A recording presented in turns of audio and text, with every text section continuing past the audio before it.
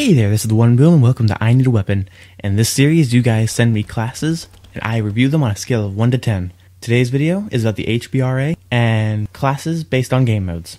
Thank you, and enjoy the video. Alright, so today's class comes from Skyred63, and he says to use the HBRa3 with foregrip, red dot, or suppressor. I have that in parentheses for a reason, I'll explain that in a minute. Quick draw for perks, Tier 1, low profile, Tier 2, blind eye for domination and peripherals for any other mode, and Tier 3, blast suppressor and toughness. Alright, so initial thoughts on this class and some positives are definitely the fact that these attachments work great on the HBR. For whatever order you have them in and for whatever game mode, it's a good setup for the HBR. But it's not optimal for every game mode. Now, red dot sight and foregrip and quick draw, great. Foregrip, quick draw and suppressor, also great. Where I come into a problem here is in the comment below, you wrote that you wanted me to use suppressor for objective modes and red dot sight for kill-based modes like kill confirmed or TDM. Now, I don't understand this line of thinking. If you have a suppressor on team deathmatch and kill confirmed, paired with blast suppressor, blind eye, and low profile, that will allow you to stay alive. Team deathmatch, in case you are new to Call of Duty, team deathmatch is about staying alive and getting kills. If you die in team deathmatch, they get a point.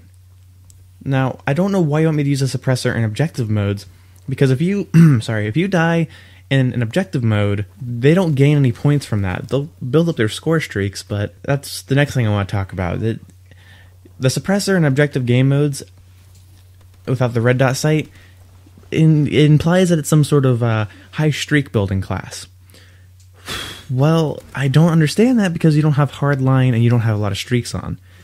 Or any streaks on, actually. You didn't tell me to use any streaks. I just throw on my favorite support care package, which is totally a fun way to troll people.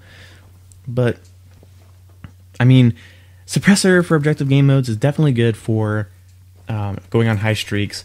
But the fact that you want me to use a red dot for team deathmatch and a suppressor for OBJ doesn't make any sense to me at all.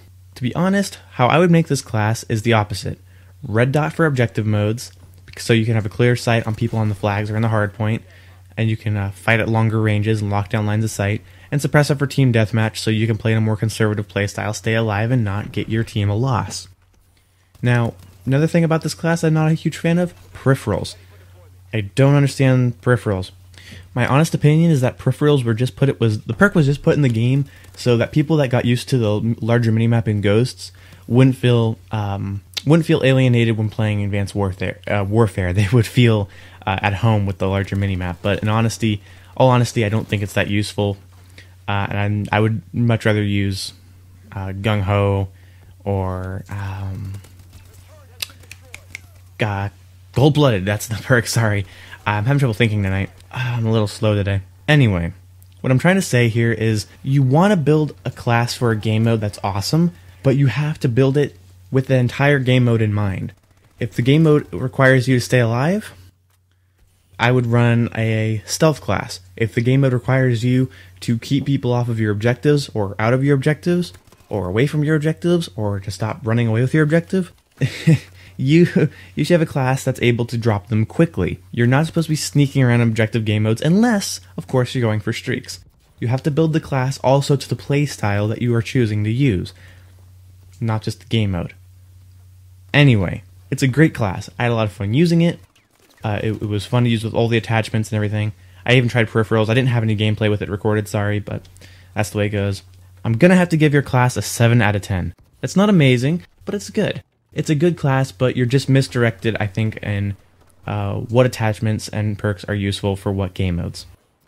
Anyway, that's going to wrap it up for this video. Leave any classes you have for me in the comment section down below, and I will definitely give those a look, and I will definitely try to get some gameplay with them if I find one I like.